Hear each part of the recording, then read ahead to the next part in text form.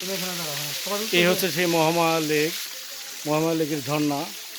আসলে খুব সুন্দর জায়গা, যারা এখানে আসেন নাই অবশ্যই এখানে আসা উচিত। আমরা যেরকম ভাবছিলাম তার চেয়ে আরো অনেক সুন্দর।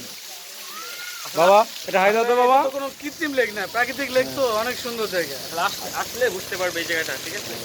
বাবা কেমন লাগছে আব্দুল্লাহ? দেখো তো বাবা দেখো তো। প্রাকৃতিক ঝর্ণা। মাসা এটা হায়দ্রাবাদ তো, মাইশা হায়দার তো খালেন খালেন কি বলো, খালেন কি কিছু বলো যে ভাইয়া তুমি অনেক